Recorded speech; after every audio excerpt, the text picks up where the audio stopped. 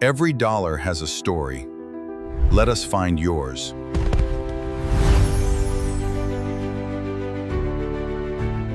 Today, we're diving deep into the source material to decode the real reason we spend the way we do, and honestly, more importantly, how we can practically reset those habits to reshape our financial futures. Let's just get right into it. So what if I told you that your biggest money problem probably isn't your income? I know, crazy, right? It turns out the real culprit is your financial autopilot. You know how it is. Millions of us promise ourselves every single month, okay, this time I'm going to save, this time I'm absolutely sticking to the budget. But then a few weeks go by and we end up right back where we started. I mean, picture this. Imagine getting paid on a Friday. You feel great, you're looking at your bank account, and you fully plan to save a good chunk of it. But then, by Sunday evening, a little online shopping here, some weekend takeout there, maybe a subscription you totally swore you'd cancel, and suddenly those savings are just gone.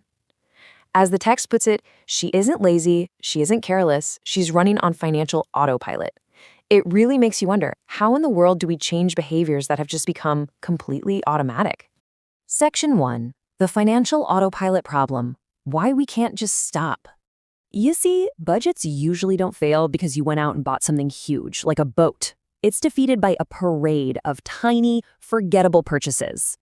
Behavioral science breaks this down into a really simple, invisible system controlling our actions, called the habit loop.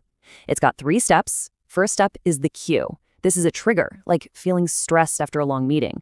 Second is the routine, the action you take, like buying an expensive sweet treat. And third is the reward, that quick, temporary feeling of relief. The crazy part? Once this loop forms, your brain basically clocks out. It stops participating in the decision-making entirely. You're literally on autopilot. Moving on to Section 2, your brain on spending, the invisible forces driving your wallet. So to really understand why we ignore our own budgets, we have to look at the neurobiology behind it. We always hear about dopamine as the pleasure chemical, right? But the research actually shows it's more of an anticipation chemical. Dopamine spikes when you're just looking forward to buying something. That's exactly why you can so confidently open an app, telling yourself you're just browsing, and then 20 minutes later, you're staring at an order confirmation email, wondering what just happened. The browsing phase itself feels so incredibly rewarding that your brain practically pushes you to complete the cycle. And then you combine that dopamine spike with something called decision fatigue. This is basically the deteriorating quality of your decisions after a long day of making choices. By 6 p.m., your brain is just totally fried from work. This is exactly why resisting a $40 Tuesday night takeout order feels like a monumental, impossible task. Your brain is exhausted and simply taking the path of least resistance. But there is a strategy that separates success from failure here. This is where the source material really draws a hard line. Relying on willpower alone, that's a losing game. Willpower is just a battery, and it drains super fast under stress and fatigue. Systems, on the other hand, run automatically. When your willpower battery is at absolute zero, a solid system steps in like a shield, protecting your financial goals. Which brings us to Section 3, the 30-day money reset, a practical, shame-free system for intentional spending. The source material lays out a really practical 4-week roadmap to actually build these systems. And no, there are no extreme, miserable financial diets allowed here. Here's the high-level view. Week 1 is all about building awareness. Week 2 focuses on interrupting habits. Week 3 is where we replace routines, and Week 4 is for strengthening your new identity. Let's break these down. So in Week 1, your one and only mission is to track your spending without a single ounce of judgment. You gotta treat yourself like a scientist who's just observing a subject. Ask yourself, when you spend, are you bored? Are you stressed? Identifying those emotional cues is absolutely crucial because it can't fix a system until you know exactly how it's operating in the background. Then we get to Week 2, which introduces a really powerful circuit breaker called the 24-hour pause. This is a mandatory waiting period for any non-essential purchases. You put the item in the cart, you close the laptop, and you just wait. This intentionally forces a gap between the cue and the routine, giving that massive dopamine spike a chance to settle down so your logical brain can actually step back into the driver's seat.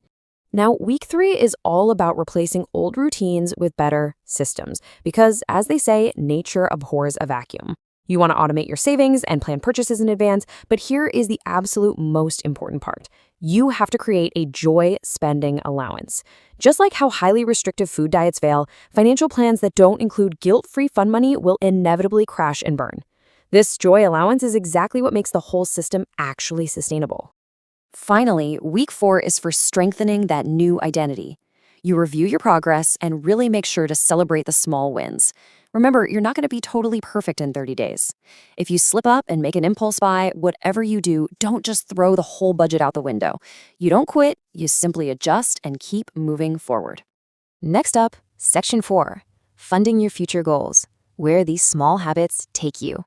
It's genuinely fascinating to see how these tiny everyday decisions quietly shape your ultimate financial security. By breaking that autopilot habit loop, you're suddenly reclaiming this whole pool of money that you can now purposefully allocate. As you can see, Slice 1 can go straight to emergency savings, Slice 2 starts chipping away at debt, and Slice 3 goes right into housing or future goals.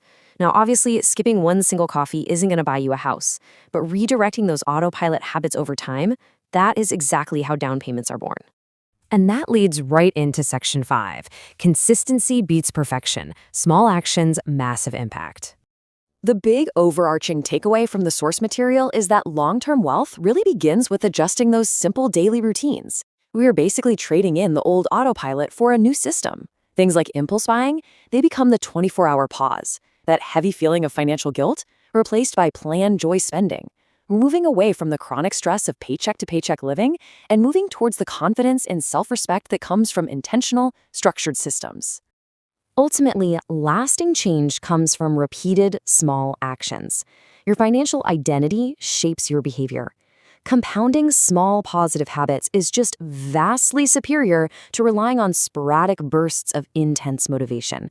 You don't become a saver by magically saving $10,000 all at once. You become a saver by saving $20 completely automatically every single week. I absolutely love this anchor quote from the text, which says, "I thought changing my money meant changing my income.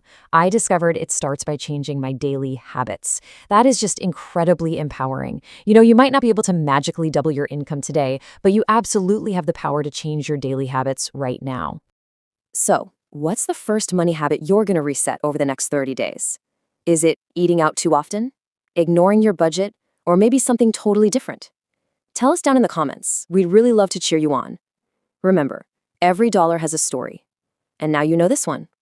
Thanks for tuning into this explainer, and we'll see you next time. WID, Wealth in Depth. Every dollar has a story.